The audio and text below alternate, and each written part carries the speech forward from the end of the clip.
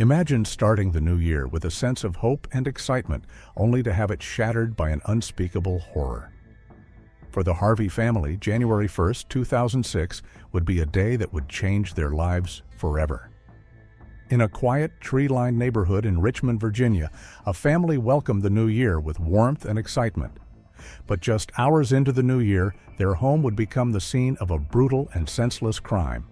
The fire was the first thing neighbors noticed, thick smoke pouring from the windows, sirens slicing through the winter calm. What firefighters found inside wasn't just shocking, it was pure evil. The kind of scene that silences even the most seasoned investigators. This wasn't random, it wasn't impulsive, it was intentional. And whatever happened behind that front door didn't end quickly. The victims, Catherine, Brian, Stella, and Ruby Harvey, were known in Richmond not as celebrities, but as neighbors, parents, artists, and business owners. The mother, Catherine, a woman of vibrant energy and creativity, had co-founded a popular toy store that was a cornerstone of the community.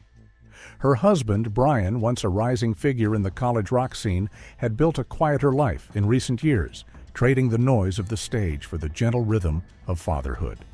Their daughters, Stella and Ruby, were just beginning to carve out their place in the world. The house, once filled with music, toys, and laughter, had been transformed into a grave of silence and ash. As news of the murder spread, grief gave way to confusion, and confusion turned swiftly into fear. There were no signs of forced entry, no known threats, no enemies. There was nothing to explain why such unimaginable cruelty had descended on this one household. But deep down, investigators could feel it. This wasn't a random act of violence. It was a performance. It was controlled. This investigation was only the beginning of the horrors unfolding. They didn't come in with screams or chaos. They came with tape, with silence, with deliberate steps that signaled this was more than just a robbery. It was a performance of control. The two men, Ricky Gray and Ray Dandridge, were no strangers to darkness. Born in 1977, these two were bound not just by blood, but by a shared legacy of violence and criminal behavior. It was only a matter of time before their twisted paths collided into unspeakable horrors. Ricky Gray had a history, one that was written in criminal records and failed relationships. He had been in and out of prison for years, known for his explosive temper and a knack for making life hell for anyone who crossed paths with him. He was no stranger to the life of a violent ex-con. And when he met Trevor Terrell, his third wife, things quickly escalated. Their relationship was anything but peaceful, full of shouting matches and physical confrontations that the neighbors often overheard. By November 2005, Trevor had had enough. But then she was found dead, her body brutally beaten and dumped in a shallow grave in Washington, Pennsylvania. The authorities initially wrote her death off as a drug overdose. Ricky's forearm had claw marks on it that day, signs of a struggle, maybe even signs of a fight for her life. But the police didn't connect the dots. They didn't see the killer standing right under their noses. Enter Ray Dandridge, Ricky's nephew, just out of prison after serving more than a decade for armed robbery. He moved in with Ricky and Trava after his release in October 2005. By the time Trava's body was found, Ray had already begun to show his true colors. The violence was in his blood too. So what did the two of them do after Trevor's body was buried when no one was paying attention? They moved on. By Christmas, Ricky and Ray had packed up and headed to Arlington, Virginia, hoping to lay low. But the violence didn't stop. In fact, it only got worse. On New Year's Eve, just a few days after settling in Virginia, they decided to attack Ryan Carey. Ryan was beaten and stabbed, left to die in front of his own home. He later woke up in a hospital, his body broken, his right arm permanently useless. And as he recovered, he would tell the police exactly who did it: Ricky Gray and Ray Dandridge. But that wasn't even the worst of it. No, the real nightmare began on January 1st, 2006. That was when they came for the Harvey family in Richmond. Catherine, Brian, Stella, and Ruby Harvey were just living their lives, or at least they were, until two strangers forced their way into their home. Gray would later admit that they were desperate for money. That was the whole reason behind the plan.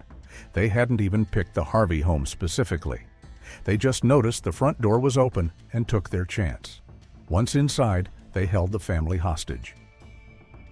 When the family's friends arrived for a scheduled playdate, Gray and Dandridge forced Catherine to act like everything was fine. They told her if she slipped up, her family would die. She stayed calm and played along, trying to protect her husband and kids. But when the friends left, all hell broke loose. Gray and Dandridge unleashed their brutality. After the Harvey family was left for dead, they burned the house down, trying to destroy the evidence and hide what they had done. But it didn't work. A few days later, they turned on their accomplice, Ashley Baskerville. She, along with her parents, became the next victims of this brutal killing spree. The authorities were piecing together the trail of violence left behind, and it didn't take long before they arrested the two men. It all started to unravel with an ordinary robbery in Chesterfield County, Virginia, on January 3, 2006. A couple living on Hollywood Drive became the latest victims of a well-rehearsed, cold-blooded crime. The trio of criminals, two men and a woman, knocked on the couple's door, claiming to be lost and asking for directions. It seemed harmless enough at first, but it was anything but. The moment the door opened, the robbers pushed their way in, taking the couple by surprise. They ransacked the house, swiping a computer, a television, and $800 in cash. But when the husband attempted to stall the robbers by pointing out his wife's disability and his need to care for her, the criminals hesitated. It was enough to make them reconsider tying the couple up, but the damage was already done. They had been targeted, their home invaded, and the robbers made off with their stolen goods. It wasn't long after this crime that the pieces of the puzzle began to fit together. On January 6, 2006, the phone rang at the Chesterfield police station. A concerned resident was worried about her daughter's friend, 21-year-old Ashley Baskerville, and her strange ties to two men, Ricky Gray and Ray Dandridge, both of whom had stayed at Ashley's home as house guests and were now suspected of being involved in the Harvey family murders.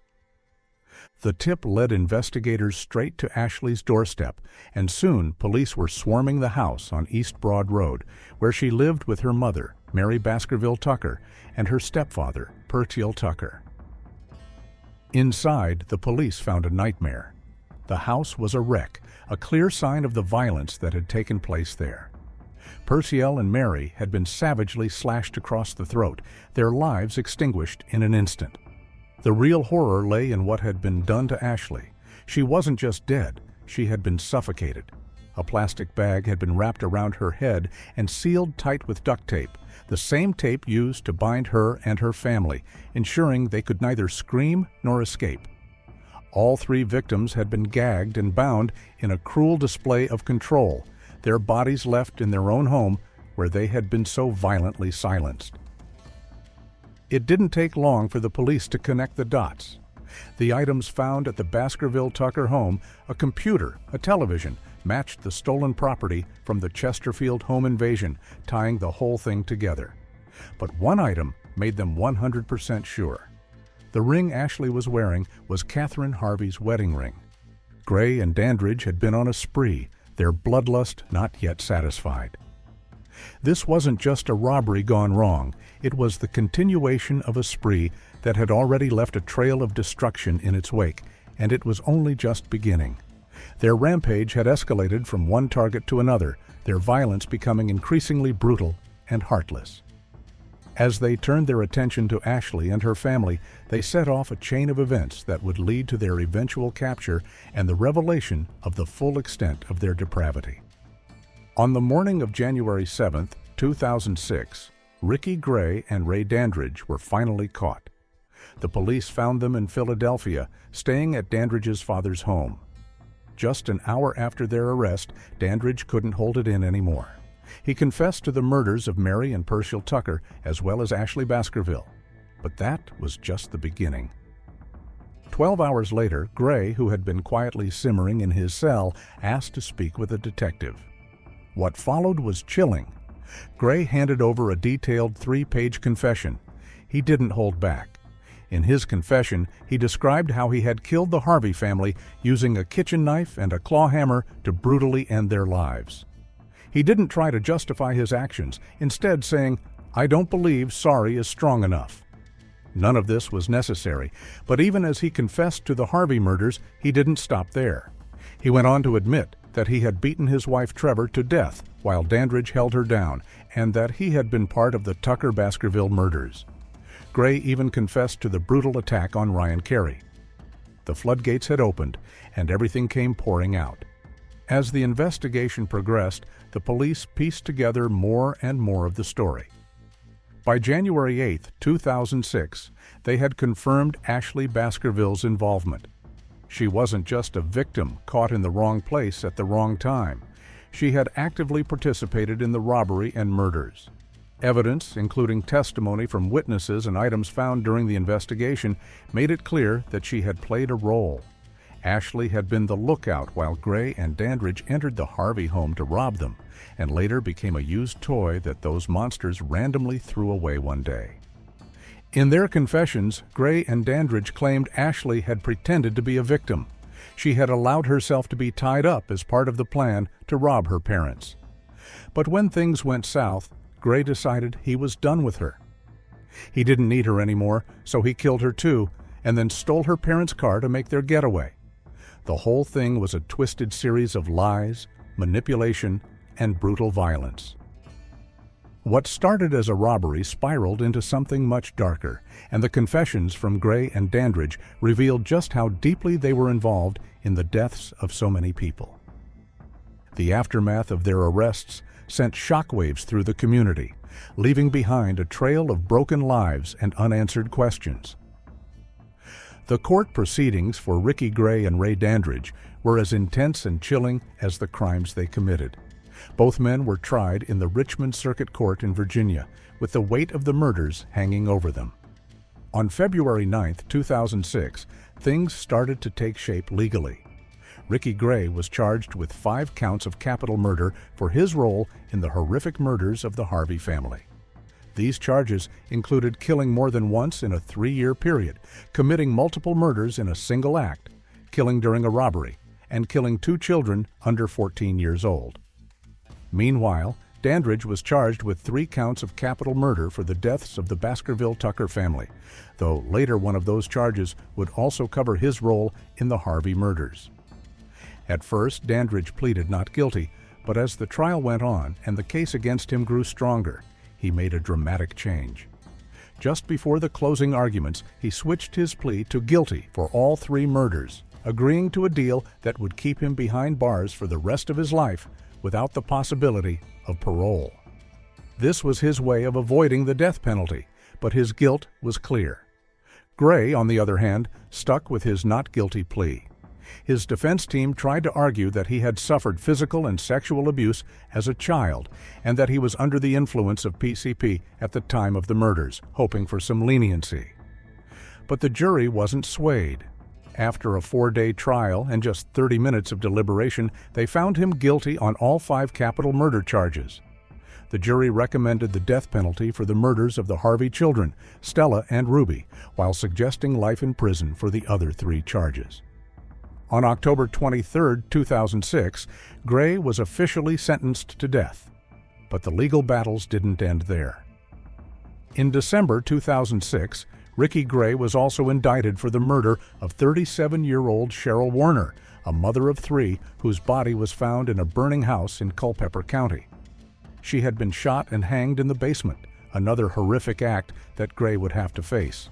However, this charge was eventually dropped in 2008 because of contradictory evidence. Even after his sentence, Gray's case dragged on. Between 2011 and 2015, his execution was delayed multiple times due to appeals in both state and federal courts. In November 2015, the Fourth Circuit Court rejected one of his appeals. In January the following year, Gray's execution was set for March 16, 2016. But the delays didn't stop there. His lawyers filed yet another appeal with the U.S. Supreme Court, which chose not to hear his case later that year. Finally, in 2016, after all the appeals were exhausted, Governor Terry McAuliffe denied Gray's clemency plea. His execution was scheduled for January 18, 2017. At around 10 p.m. that night, Ricky Gray was executed by lethal injection at the Greensville Correctional Center. As for Ray Dandridge, he remains in Sussex Two-State Prison, serving his life sentence. His story didn't end with the trial, and the weight of his actions still hangs over him as he remains behind bars. The trial and the aftermath showed just how deep the darkness went with these two men. Gray, who would eventually face the ultimate penalty, and Dandridge, who would live out his days in prison, both left a trail of devastation that still echoes in the Richmond community to this day. But as the dust settled, one question continued to haunt those left to pick up the pieces. Was this truly the end of their deadly spree, or was there more lurking in the shadows waiting to be uncovered?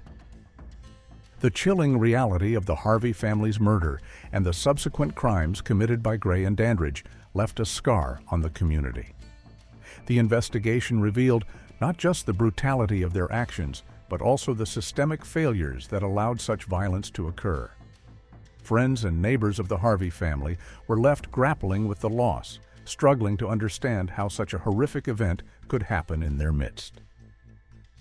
As the community mourned, the legal proceedings against Gray and Dandridge unfolded, exposing the depths of their depravity. The courtroom became a stage for the horrors they had inflicted, with testimonies detailing the calculated nature of their crimes. The families of the victims sought justice, hoping that the legal system would provide some semblance of closure. In the years that followed, the impact of the Harvey family tragedy rippled through Richmond.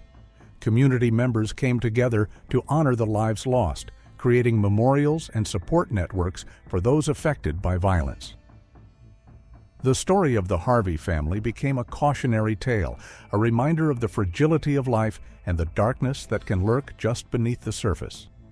As for Gray and Dandridge, their fates were sealed within the walls of prison.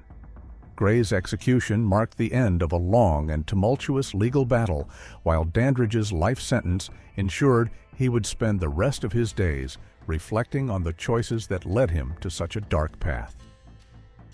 The legacy of their crimes would forever be intertwined with the memory of the Harvey family, a haunting reminder of the consequences of unchecked violence and the importance of vigilance in the face of evil. In the end, the story of the Harvey family serves as a stark reminder of the fragility of life and the darkness that can emerge in the most unexpected places. As the community continues to heal, the hope remains that such tragedies can be prevented in the future, ensuring that no family has to endure the horrors that the Harveys faced on that fateful New Year's Day. Share your thoughts in the comments below. If you've made it this far, be sure to check out the next video. I think you'll find it compelling. Thank you once again for watching.